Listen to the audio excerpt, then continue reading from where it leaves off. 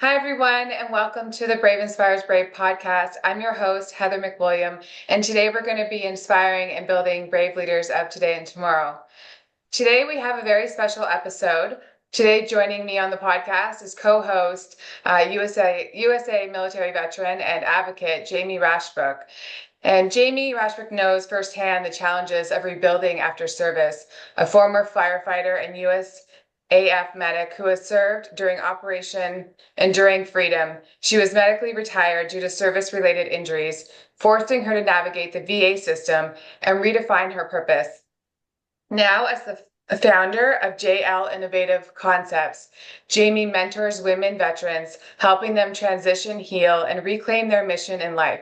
She currently is a veteran ambassador for the Walking Tall movement, a member of DAV and NAMI, and a trained advocate in suicide awareness for veterans. Passionate about mental health and community, she is dedicated to ensuring no veteran has to walk their path alone. Welcome to the podcast, Jami. Thank you so much for being here. Thank you. I'm so excited to be here. And also with us, our guest is Mr. Donald Currie, RP. He is a registered psychotherapist and integrative mental health provider with over 20 years of experience. Donald leads retreat programs at Dimensions Algonquin Highlands. His clinical work focuses on healing through somatic and trauma therapies that are evidence-based and supported by neuroscience research.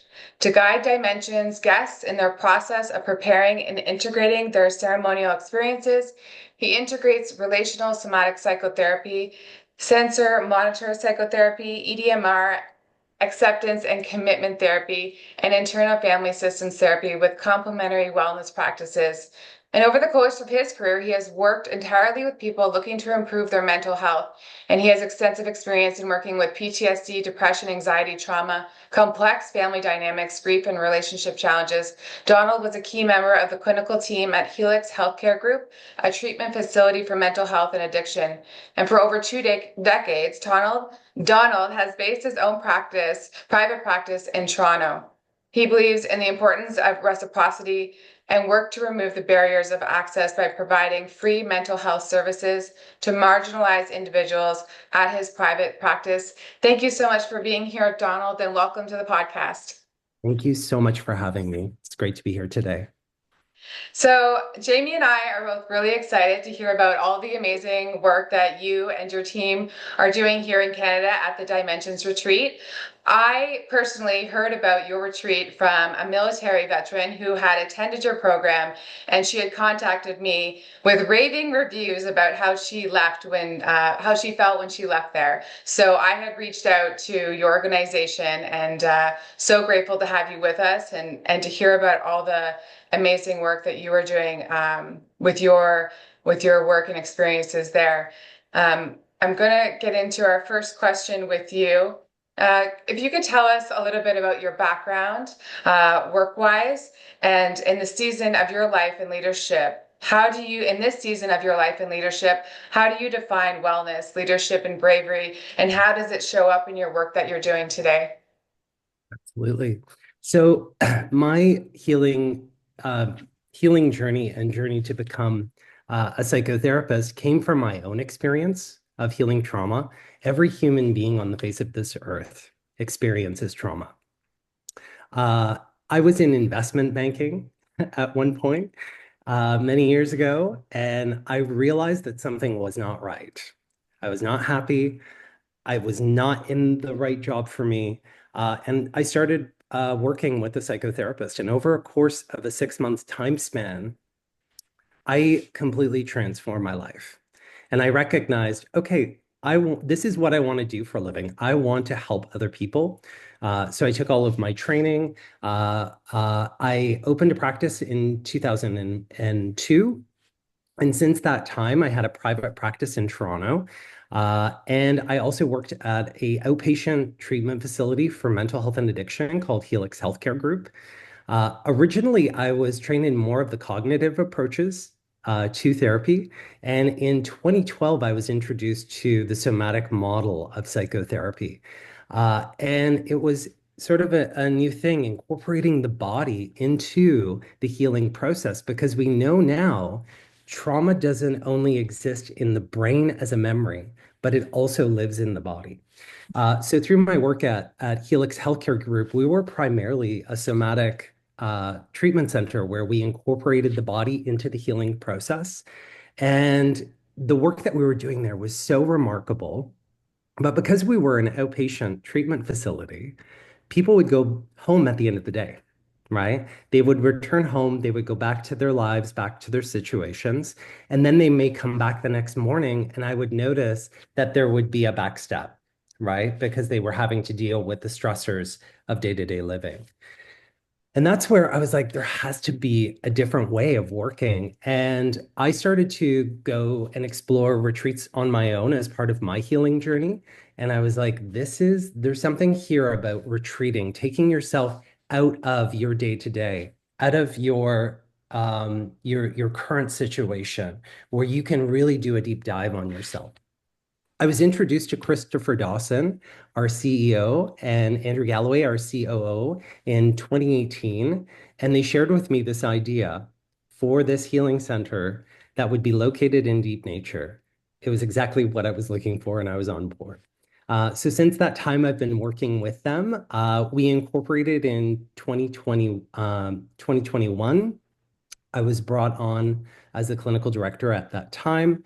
And we worked with Queen's University over a 6-month time span, creating our clinical program, looking at all of the best practices when it comes to holistic health, diet, nutrition, gut and brain health, somatic therapy, the different practices that we wanted to incorporate. Everything that is in our clinical program is evidence-based, and it has backing by modern neuroscience research. And I was given a document that was about 500 pages. And then I took another 6 months to build out our clinical program. We launched our program in July of 2022.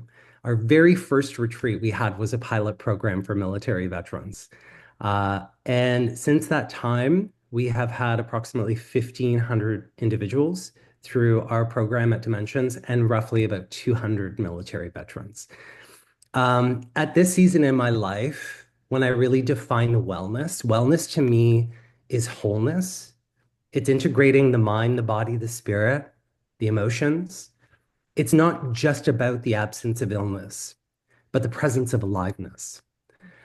It's connection, regulation, having a deep sense of meaning in life, and a deep self-awareness. So it's not only thriving mentally and physically, but it's also being connected to others, having strong relationships, having a sense of community and a purpose in life. For me, leadership is about being in service. It's about walking the talk. It's about doing my own work as a leader, and creating an environment where people can truly feel safe enough to grow and transform. I believe that leadership is about helping people to find their strength, to develop and cultivate their own skills and abilities, and to provide support to help them to truly thrive. Bravery is about the willingness to be vulnerable because that's really where we're able to do our deep work. To meet that discomfort in the vulnerability with curiosity and presence, and to speak truthfully but with compassion, and to do the inner work that allows us to lead with integrity. So in my current work at Dimensions, all of these qualities sort of show up in the way that I lead by example. I believe in being open, in doing my own work, in supporting my team with an attuned presence, and to truly hold safe space for our guests as they walk through their own journey. Okay, Absolutely amazing. I just want to say congratulations to all the veterans that you have served thus far. That's outstanding. yeah, Go ahead, Jami. no, I was gonna say that that's quite a few for just even working on them for a couple of years because I do know how difficult it is to get us to that point of like trusting others for getting us even to retreats because we're really skeptical human beings, Yeah, and and and breaking down that trust barrier. totally. And you know, I wanted to make sure from end to end, that we got everything right. Mm-hmm. And I'm a relational therapist. I'm trained in relational psychotherapy. And the power of relationship is so important, Mm-hmm. especially when it comes to healing. And when we look at trauma, when people experience trauma, there's going to be mistrust, right? So we do a lot of work in building the relationships authentically, right? We're humans too, right? We build that human relationship with every veteran. And we come from that the trauma-informed model too. We always do what we say we're going to do. We always check in with people every step of the way, make sure they're feeling safe and comfortable, and if there's any adjustments that we can make. That's how trust is built. Trust is earned over time. Mm-hmm. So, and I truly honor the experience of veterans and how challenging it is. And it's so I can't tell you how gratifying it is when they put their trust in us, right? And they start to recognize, okay, this is different. Right. Because Really a good. lot of times they're coming from multiple traumas. It's not just one incident that's happened. It's the repeated offenses that's happened over a period of time or even from childhood. By the Complex. time they just have like, I have no other, Yeah, I have no other routes except for killing themselves. And that's where we're at right now is the fact that they've just been so exhausted by a system on top of a system. So exactly. that's kind of where, we're there. It's like last ditch efforts at that point. And that's the sad part about it is kind of like, you know, if we have one more person essentially do Yeah. damage, then we're lost, right?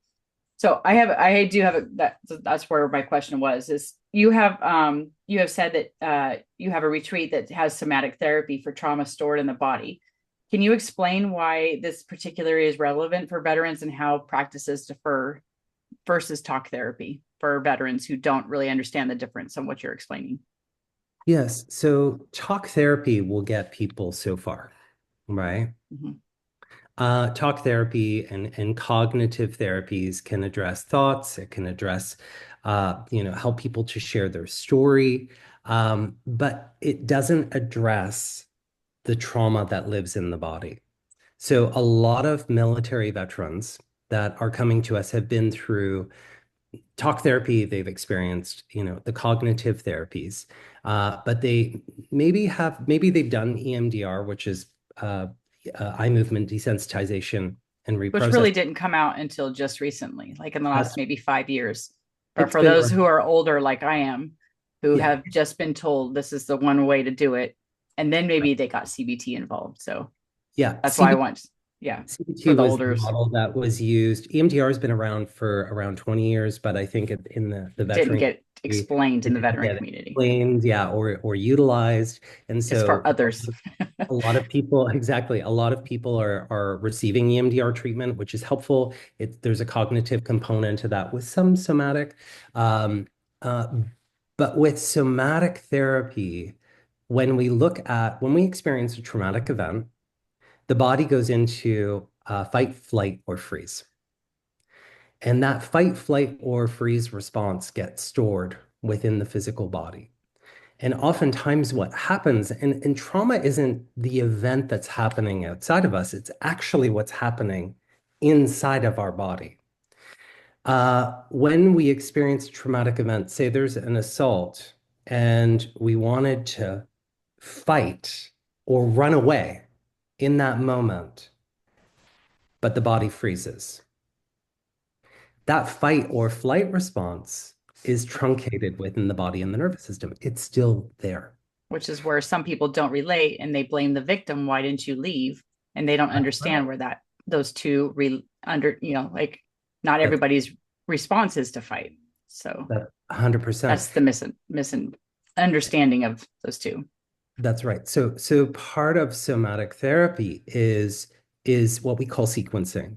It's processing and completing that response that never had a chance to complete in that moment. So what a somatic therapy session can look like, and a lot of somatic therapy as well. On the front end is stabilization, it's grounding, it's giving people different tools that they can use to regulate their body and their nervous system.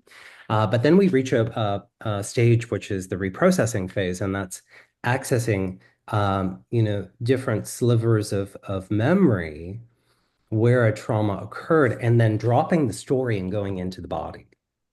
And we start to explore what the body is carrying, what are the feelings, the sensations, and the emotions that are present, and what didn't get a chance to happen, and how can we help the body to have the opportunity to complete that.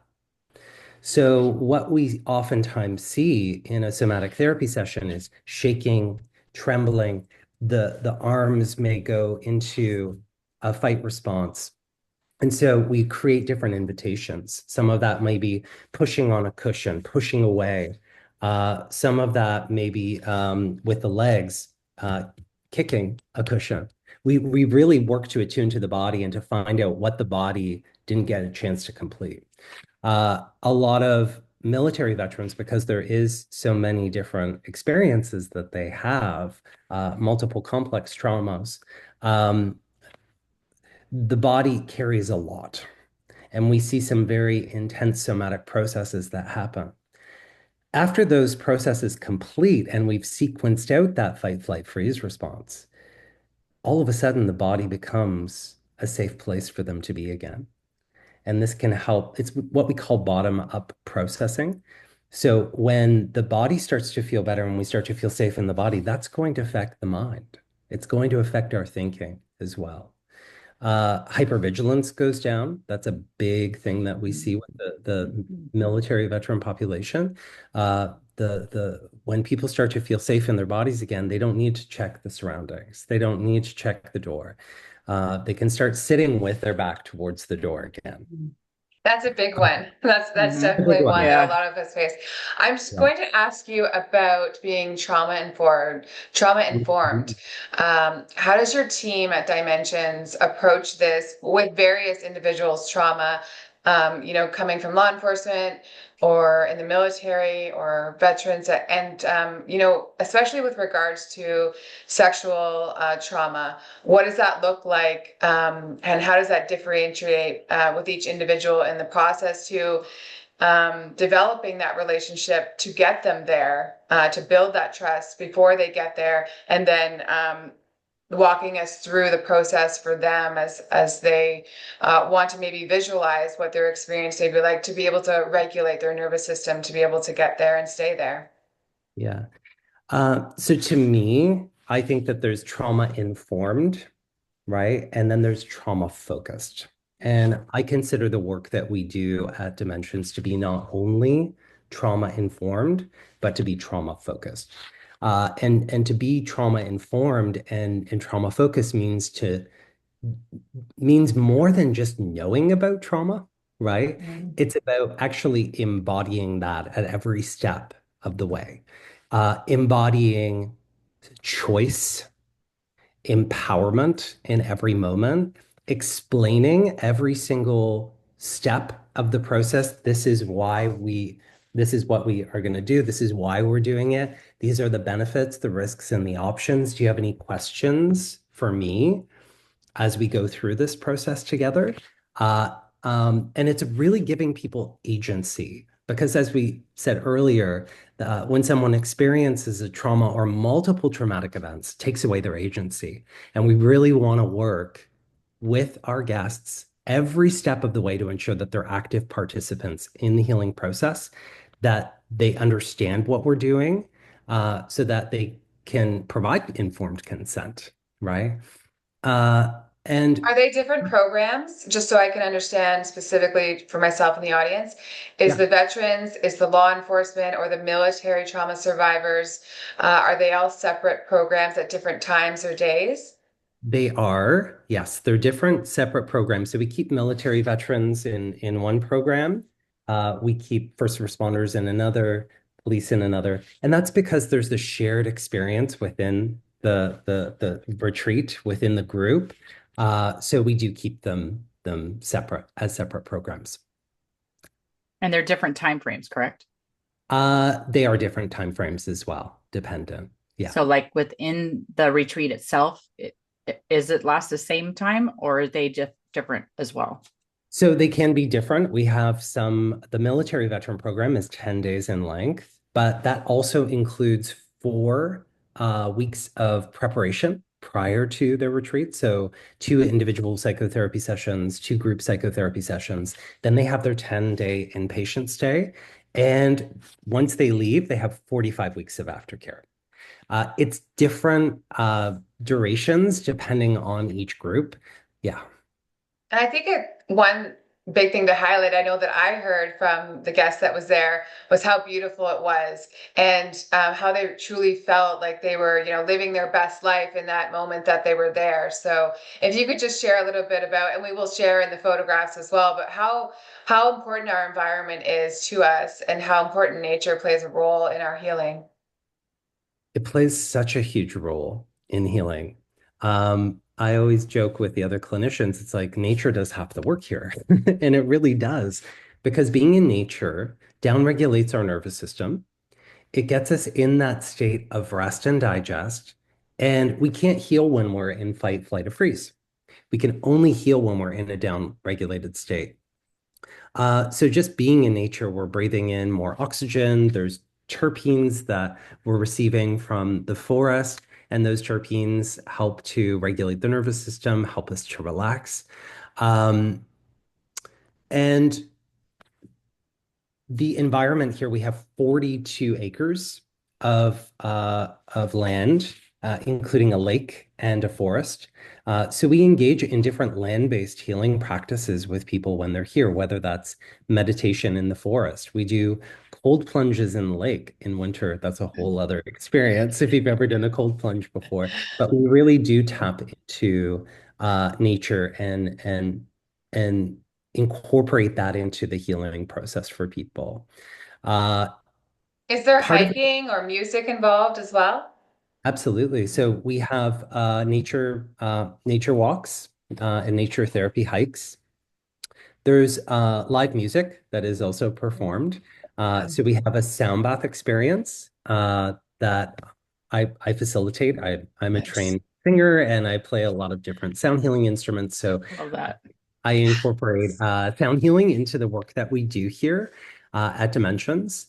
And we also have a cacao ceremony. I don't know if you've ever heard of a cacao ceremony before, but that is with Please 100%. explain. Please share what that is. Yeah. So cacao ceremony is 100% pure ceremonial grade cacao, or AKA chocolate. But raw chocolate, Oh, just to go fest on some chocolate. exactly. Nice. But They are raw, good for you. They are that high percentage. But it's good Yes. stuff. It's not and like raw, the and Not the raw milk chocolate. Exactly. The stuff you get in the store is refined and it loses yeah. all of its medicinal properties, but cacao has 3 neurotransmitters that exist within the brain: anandamide, which is a bliss molecule, serotonin, which is our happy molecule, and dopamine, which is our reward chemical. So And we we just experienced that. I just want to share. All of us got really happy when we started talking about dark chocolate. That's what I was saying. Just the very thought of it just made me happy. So I can imagine what it does for your system. Exactly. And so we drink cacao. We do a little ceremony. We drink cacao, meditate, and then we do a movement practice, aka dance. Wow. And a lot of military So veterans, does it do something to your system just by drinking it? yeah, so it gives you like an uptick in mood. Really? It also contains a vasodilator called theobromine, opens the blood vessels, gets blood circulating through the body, gets the body really warm. And then we couple it with a movement practice or dance. So we do a ecstatic dance. And movement is so important when Is healing trauma. And when dare you you to try and dance when you're in a bad mood. I've actually exactly, tried to like yeah, post about this. I was like, go ahead when you're depressed, go ahead and try and dance and see if you can stay pissed about whatever you're mad about. Can't do yeah. it. It's I was very re difficult.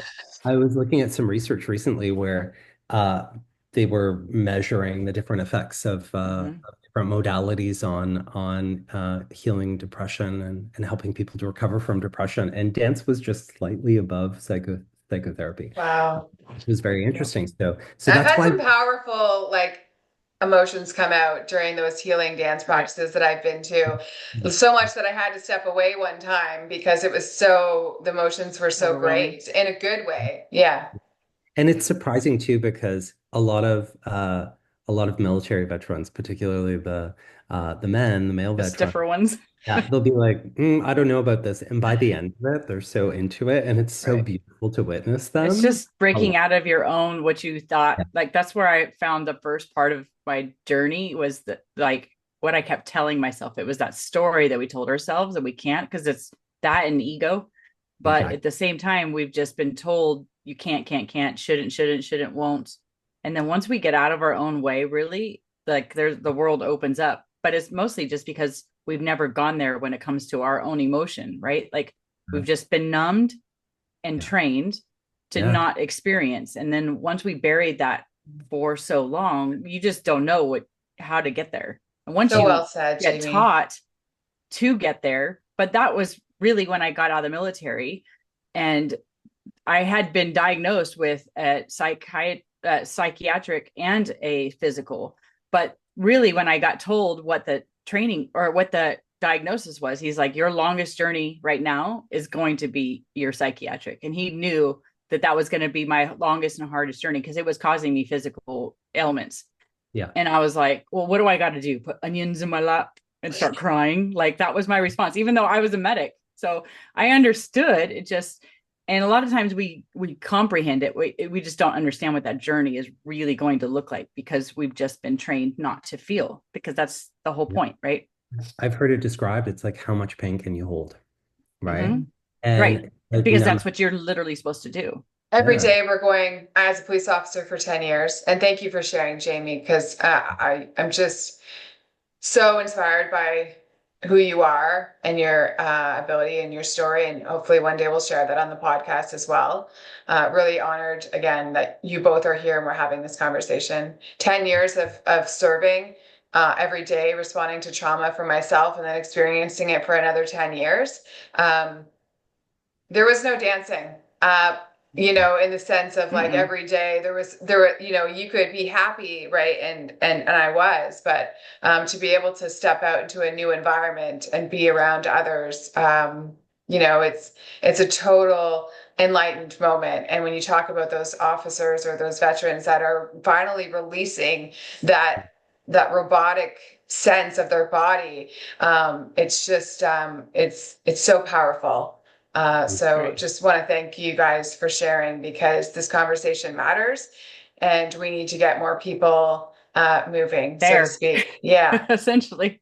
exactly. Yeah. Just to feel that, like, right? It's Yeah. that's what's That's what life is all exciting about. because there's not many that are doing it. Yeah. And when people come, a lot of people are in that numb out, shut down, Mhm. dissociate state. And it's almost like there's that thaw that happens as we come out of that Mhm. free state. Then people start to feel into what's really there, all the Mhm. pain, all the discomfort, and that's where the somatic therapies really help. And we have this arc that we see in the retreat. It's like when people arrive, everything is starting to Scary. come to the surface. It's scary.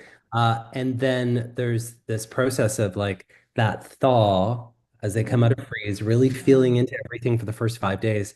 And then on the back end of the arc, the last 5 days, that's where people are ready to do those practices like dance Right. and let this expression happen because they're feeling so much better in their bodies. Right.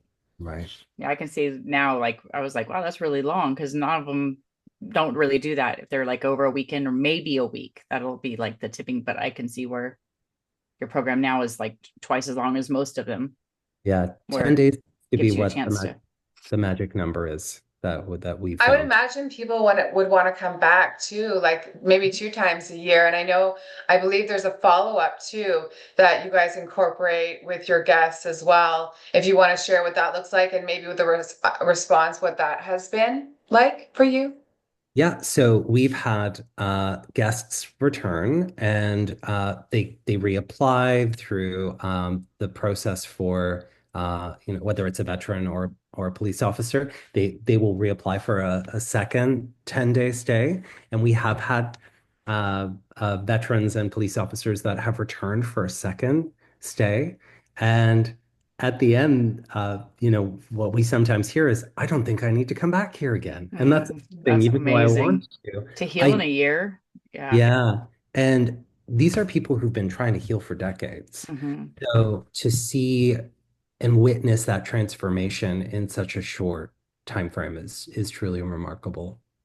And we've been working on reintegration programs for who knows how long. So the fact that that can work that quickly Yeah, and is changing. it is really incorporating all the different practices. And not only that, but empowering people because we teach people breath work. We teach Qigong and yoga, and then we provide a lot of different practices that they can do at home. We have an aftercare kit Right. with videos, audios, meditations, different practices. And so they recreate the experience of dimensions in their own home. And I hear from veterans that, they'll set up their living room and have their whole family do breath work together. Mm. So it's really great. We want to make sure that people have skills and tools after they leave here as well that can empower them on their own journey.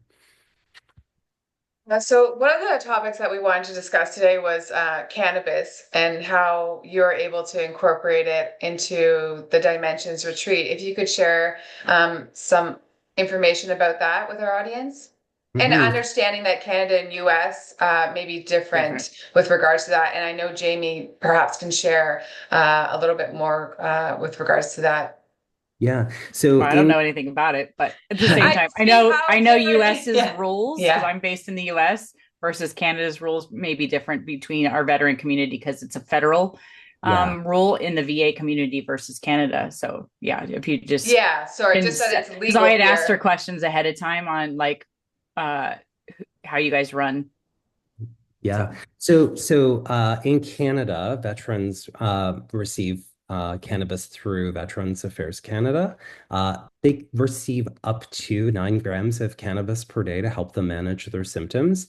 In the States, I know that it's a little bit different with the VA. They don't provide cannabis, but they can work depending on their state and the legality of that state with their physician who can give them a prescription. are you talking about through Canada? No, that this is through the United States, No, right? so that's where the VA, it doesn't matter if it's state by state, you cannot get it through the Okay. So VA because I'll it's a federal clarify. I law. know that I received the information and I'll But just you read. can get it through the state.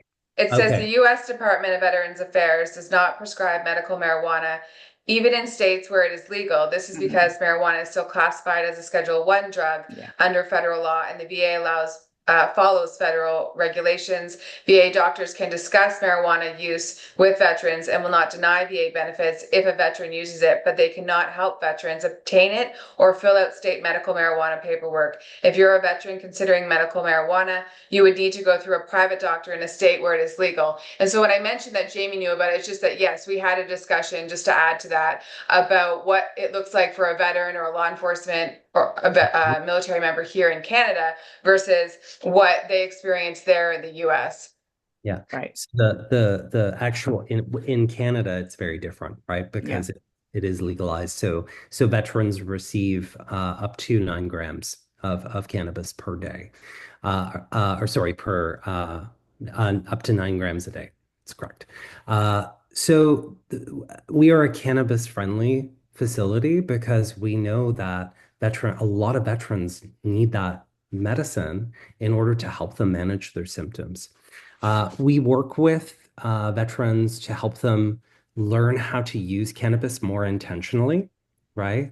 A lot of them are using it all day. They don't get very much in the way of instruction. I trained in cannabis assisted psychotherapy and have a deeper understanding of, you know, when people are in pain, they're going to continue to smoke cannabis. Mm. If we can teach them how to use cannabis and sit with the body, Mm. tune to the body, it can help with their somatic processing. And what we notice is at the end of the week, maybe they're having a puff here Yes. or there. Yeah. And a lot of them report, I'm not in pain. I don't need it. Right. And what we hear from a lot of veterans who have high levels of cannabis that they're using is when they're smoking up to 9 grams a day, they're in the basement, they're on the couch, they're watching TV, they're disconnected from their families. and they just don't feel fully engaged in life. And so when we start to work with the symptoms that they're experiencing and get the mental, emotional, and physical pain levels down, the need for using it for symptom management decreases as well. That's fantastic.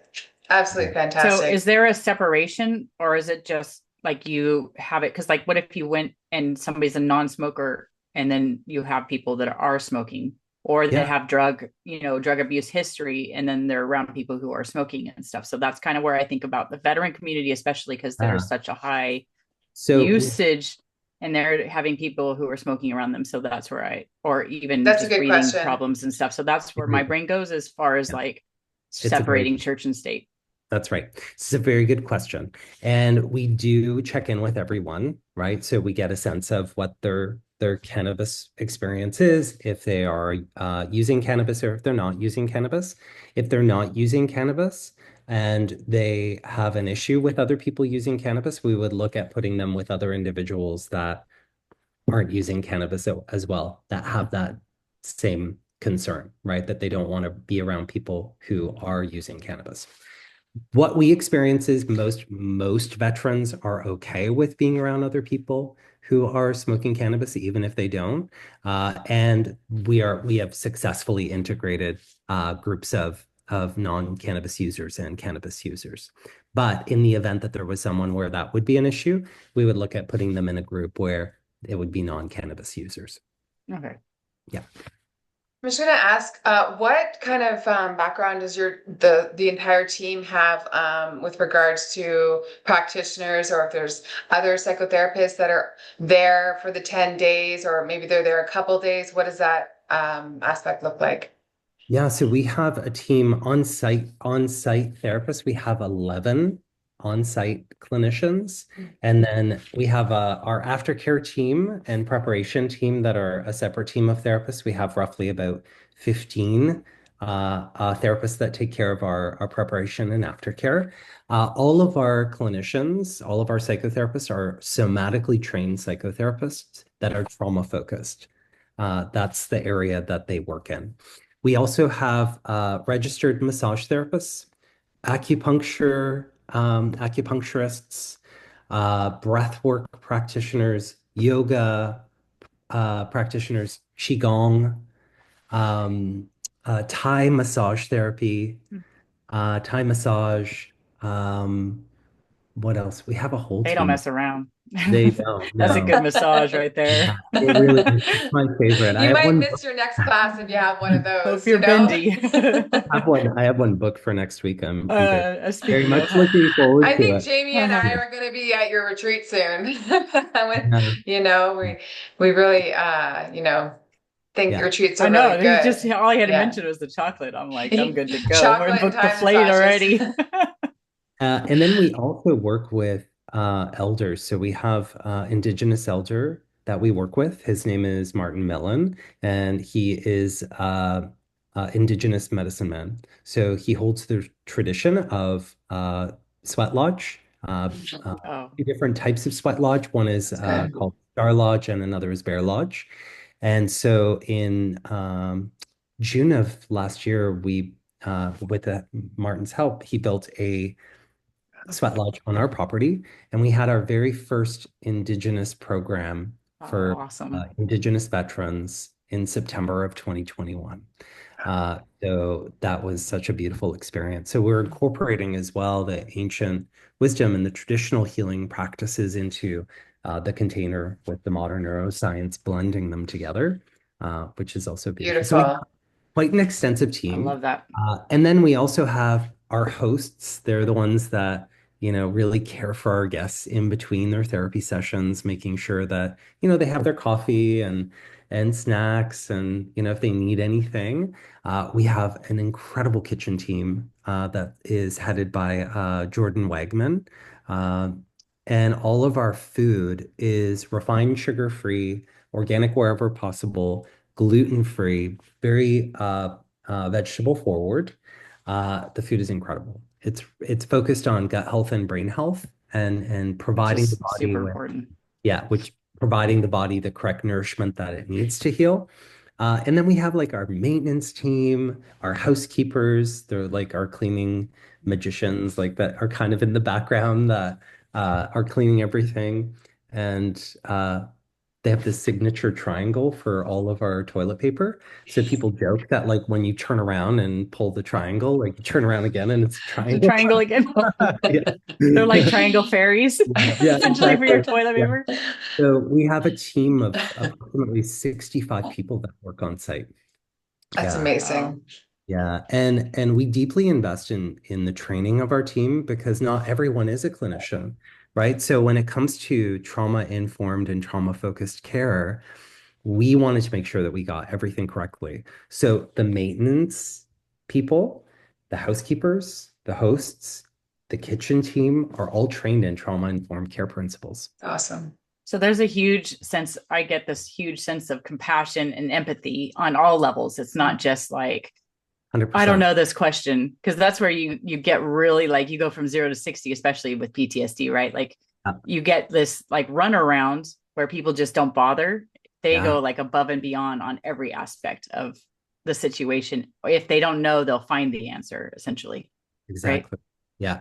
So it was so important because there's that theory, this theory of co-regulation within therapy, where it's like the therapist's brain, body, and nervous system are helping the client to regulate theirs. Right. So this is why we have to So you be, can just Yeah. really like you right? don't have to get so frustrated by the Because if your things. therapist got frustrated, could you imagine? Like if they Yeah. started like, right? Or with the attitudes that you usually meet with other therapists, then Right. attitude meet attitudes. And That's that's right. where we get so heightened, or just we just disengage or Yeah. like just don't bother anymore. We don't open Right. up to stuff. Which is so understandable because it's about safety. When you don't feel safe, you're going to shut down. We shut So down. yeah, so every member of our team is trained in these principles for a specific intention, and that is they're being held by the entire team that is regulated. And even our kitchen team, kitchens are very wild environments Yes. where there's a Yes. lot of like stress. We have the quietest, most Mm, regulated kitchen probably on the face of that's the hard earth. to imagine. Yeah, and everybody that works in our kitchen is like, this is the best kitchen I've ever worked in. And They're so all surrounded by so much positive energy. that's right. Did you get that fish? Or we need a salad. Yeah. Oh man, I feel it. You've really painted a picture I of know. what the experience is, and so grateful for our time here together. Is there any other questions, Jamie, that we have for Donald? Yeah. Mainly now that you've got me excited about going. First of all, I want to know if people in the US, because now I know that it's Canada based, if veterans in the US can access you, and how do you access care for first responders, veterans, and if people are interested in Elevate program, what does that process look like to access your services, and Yeah, specific eligibility requirements if they have any, and what steps would they take to get started to reach you specifically? absolutely. So, a couple of different steps, and it's sort of different depending on where you live in the world and what your career was. So, veterans and public safety first responders in Canada that are interested in the Elevate program can start by visiting our website or contacting our intake team. Um, we can guide people through the process. So, for Veterans Affairs, we do an intake and an assessment. And then we provide them with the treatment request package that they would provide to Veterans Affairs. And then they would go through the approval process with them. When it comes to RCMP, it's the same process. They work with Veterans Affairs Canada. When it's EMS, police, or corrections, the safety first responders in Canada, that oftentimes goes through their workplace insurance company. So we can work with them to ensure that they get the correct paperwork in Are order you to do. working with, just a question, are you working with any police associations or police services specifically? I know that I haven't, seen much coverage in all of Yeah. my 10 years with regards to extra therapy above and beyond what I was given from my employer, just day to day. I paid out of pocket for much of the Yeah. things that you spoke about, and Yeah. every single chance that I could to be able to realign my mind, body, and soul to be able to be who I am today. And that has been a great contributor to why I've been able to survive and thrive post-traumatic stress to post-traumatic growth. And so I just want to say that, the more that we can get funding for these programs, for your retreat, the results will speak for themselves. So I know at the time that I've spoken with WSIB, just to name one Mhm. in particular, that wasn't there at that time. So if there is something that I don't know about, maybe we could share for the first responders as well. Yeah, so right now we've only really worked with our RCMP. We're working on securing more police officers for retreats, and Okay. we are currently in discussions with a variety of different police associations and associations that provide treatment for police. It's still something we're working on, Thank right? you so much. Yeah, yeah, and we're really trying to advocate and educate and get people aware of what we're doing here and the difference that it's making. So in the United States of America, you have to go through the VA. So I believe individuals would contact their VA. Uh, uh, uh, I think it's a case manager that you have down there. Oh, We, I don't. yeah, That's just it. Like yeah. So you our would VA contact the is our VA. VA. But Yeah, yeah. you would contact the VA, you would let them know about your interest in participating in our clinical program. You can reach out to us on our website. Mhm. If you visit our website, what we have is a briefing, and that briefing we would provide in a PDF format.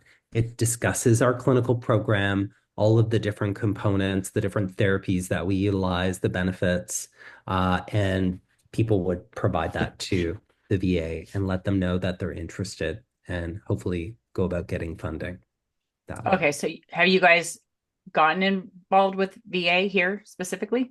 We are just beginning to. Working too? Okay. Yeah, we are just beginning I will to. totally We've had our advocate for anybody in the United States. So okay, and we've by all just means, yeah, we've just had our first round of American veterans that that's awesome. yeah, so word Yeah, is it's a spreading. very convoluted system, this one. Yeah, But I think there's a lot of it's once it's uh, established, I think it's going to be exactly. easier. And mostly it's like we just said, case manager. Some of us know what that is, some of us don't. Some Yeah. of us know how to get to it. Some doctors are going to get informed, some won't because it's so large. But it's Yeah. mostly about like how do you get to the upper echelons to make that system go downwards because it's so big. But I, I think it's where we are right now, and with your advocacy and with, I'm the getting work that squeaky now with the work that because it just they've all done, and together we can make a difference, is right. how I feel, is that there's no mistakes why I found out about dimensions, or you're finding out about it now, and the amazing work that Donald's been able to do it, and he went through your own healing Yeah. journey, and that all starts somewhere. That seed started when you decided there's must be something greater for yourself and wanted a better life for you, and then you return wanted to give that back to others. And so that kind of is that thread that goes through all of us, is that we want to give back what we've experienced in a greater quality of life to others. And when we keep doing that, brave inspires brave, really ends up being, that mission for all of us, because we all want everyone to feel good, and we don't want anyone to feel that darkness that perhaps, we've had so many days of, and we know others that are still having. Right. Beautifully said. Yeah. Thank you very much for everything you're doing because like it's so well needed and just to have a healthier like perspective on how to get better instead of thinking that sick care is normal and it's totally not normal and that you Yeah. can just have a better like understanding of how to get healthier again and not think that that's how you should be living and that taking it a step away even though it seems like it's just a spa retreat or whatever but the bonus is you're dealing with your trauma on a much higher scale level than anybody would ever really understand, right? Yeah. But Uh, And I want to honor both of you for, your experiences. I hear a lot of stories from veterans and people in the police force, and what people have to endure is so challenging. And I want to honor you for stepping up and for being advocates and for having me here today to get this information out, right? Um, I believe that people have the capacity to heal if the right conditions are provided, if a truly safe space is provided, right? And I really believe that when people do this work and they heal, it not only affects them, but it affects their communities, their loved ones, It's a butterfly everyone effect. It around is. them, Yeah. right? And so the world becomes a better place when more and more people can Heal. have access to healing. Yeah. Yeah. There's so many modalities around the world that we just didn't know about before in certain areas of the world. And to be able to have them all in one place, you are really making a difference and everyone bringing awareness to that work. So thank you so much. An honor to have you on the Yeah. show, Donald, and as well, our amazing co-host, Jami, for everything that she does for veterans, female veterans, and the military community. So grateful for you, Jami, for joining us. Truly an Oh, honor to it's an honor. serve with you. So happy to meet you. Thank you. It's nice meeting you too. Last words for everyone on the episode today. Please go ahead, either of you. Yeah. So I have a couple words just around being able to support veterans or first responders, because there's probably families that are listening out there, right? I believe that it requires more than just therapists, right? It requires families and even the broader community. So I think we really need to listen to veterans, to believe their stories, to listen without trying to fix, and to create a safe space where they can be vulnerable without shame. If you are a veteran or first responder, sometimes we can ch have challenges in making that first step. So even reaching out to someone, in your local community to start with, can be helpful. If you're a family member, get educated about trauma and healing.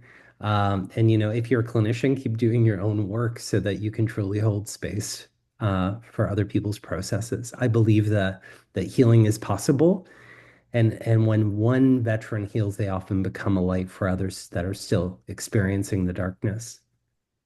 So well said. That is an amazing, brave call to action. Thank you so much, Donald.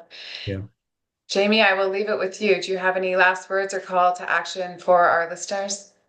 No, I'm actually going to piggyback right off of what he just said. Just the fact that we feel like there's this need to do it by ourselves when we get out and integrate back into society. And that's a huge misguided interpretation of what our strength actually looks like. Because when strength actually is asking for help when you feel like you're lost or like by yourself and you have to do it alone, it's really the fact that you're asking for help and just reaching out is actually where strength really and bravery really lies, is saying that I'm not doing good and I need help, and you're reaching out even if it's a perfect stranger, because there's a huge community of veterans and first responders that have been there and walked in that shoe that you're walking in. So if you are feeling like you're lost or you're confused or you don't understand what's going on, that there is doctors like this that are building these amazing programs that you just may not be familiar with, that we may be, because we've been doing this for far longer than you have ever, like you just may not know what you don't know. So that's why we're like imploring people now and caregivers that are just getting frustrated because they don't know the system, or they're with family or friends that have somebody that they're questioning. We're just imploring people now to like just start asking and just start saying that I've got this veteran that's doing this, and I can't even tell you how many people that's probably saved their lives because they've been willing to be brave enough to just say that this is the situation and I need help. And until we can get people to start really understanding what that really truly means, we're going to keep losing veterans, and it just breaks my heart until we can start working together and build that community that's really strong. So well said, so powerful. You know, you are really ensuring that no veteran has to walk their path alone. Jami and I am with you in this mission. And together, that's what it's all about with you, Donald, too, is saving lives and making that impact because everyone matters and everyone needs to take that brave step together. Thank you, everyone, for being here. Truly a very special episode today. And for our listeners, please connect with us. I'll share, any links or, with the podcast down below for this episode and how to connect with the Dimensions Retreat, Donald Currie, as well as Jami Raishbrook. And always remember to believe in your brave, everyone. Thanks so much for being here. Thank you. Thank you very much. See you later.